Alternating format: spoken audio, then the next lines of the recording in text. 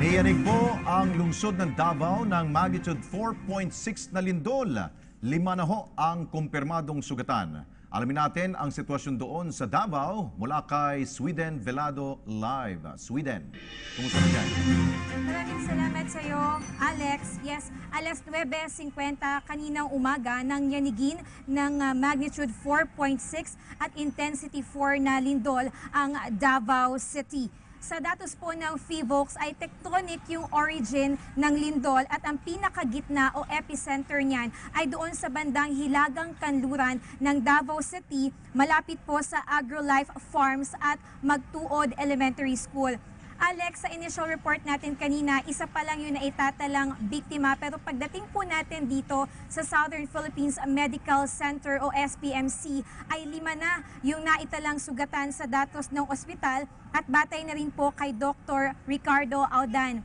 Alex, doon sa 5 injured victims, 2 dyan na ginang na sina Maria Teresa Pusta, 43 years old, at si Fe Yu, 66 years old. Pareho silang nabagsakan ng konkretong bubong ng waiting shed doon sa may Quirino Street. Yung isa namang si Jerwel Cabalon na lalaki po, 31 years old, ay tumalon naman mula sa second floor ng isang gusali dahil nagpanik. Si Reynald Cruz, 40 years old, ay nahulog mula sa tinutuntungang scaffolding. At Alex, yung pinakahuling biktima nga naisugod dito sa SPMC ay yung 5-year-old na batang si Bench Grande na nalaglag naman mula sa isang footbridge. Alex, sa ngayon hindi pa natin nakakausap yung mga biktima nga sugatan dahil lahat sila ay nasa loob pa ng emergency rooms at hindi pa tayo pinahihintulutang pumasok doon sa loob. Pero ang pagtitiyak sa atin ni Dr. Auda ng SPMC, lahat sila ay ligtas na at conscious. Ayon din po sa mga saksi na naabutan natin kanina doon sa nabagsakan or bumagsak na waiting shed sa Quirino Street, ay agad namang rumisponde sa mga biktima yung 911 at isinugod nga dito sa SPMC. Alex?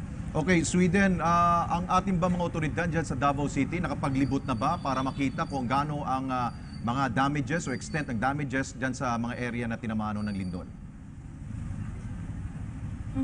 Alex, kanina nakita natin na merong mga opisyal ng Davao City Police Office na nag-iikot na dito sa may Davao City. Pero ngayon ay kinakalap pa natin yung impormasyon kung meron na ba silang tala kung magkano yung damages. Sa ngayon hindi pa natin yan nakakalap, Alex. So far, kapag merong lindol na ganong kalakas sa 4.6, ay usually merong mga aftershocks. Meron na ba tayong naramdaman na aftershocks dyan? Sa ngayon, Alex, wala pa tayong nararamdamang mga aftershock, no? Pero maibahagi ko lang kanina, nung naganap yung mismong lindol, 9:50 AM, ay nandun tayo sa loob ng ika-5 palapag ng isang pribadong hotel dito sa Davao City. At alam mo, Alex, talagang naramdaman natin yung pag-uga ng gusali for about 5 to 10 seconds. At ang sabi nga, no, talagang kapag nakakaranas ng ganitong lindol, ay gawin yung SOP, which is yung duck, cover, and hold. Pero yung aftershocks, Alex, na nabanggit mo, hindi pa natin yan nararamdaman sa ngayon. Oo, siguro pang huling kong tanong, dahil merong mga delegado dyan na dumalo sa isang malaking okasyon, yun yung ASEAN Foreign Ministry meeting, meron na ba tayong balita kung nasan sila? Ayos ba? Secured ba sila ngayon? Sa ngayon, Alex, yung mga sinasabi natin mga delegado na dumadalo pa rin sa ASEAN-related meetings ay tuloy pa rin naman yung kanilang mga event. Bukas, merong magaganap na ASEAN Roro Business Forum at wala pa rin tayong nakukuha naitalang untoward incident na na-report na merong na-disgrasya or may nasugatan na ASEAN delegate mula sa mga opisyal at otoridad dito sa Davao City. Alex? Okay, maraming salamat. Sweden Velado, live po yan sa lungsod ng Davao. Thank you.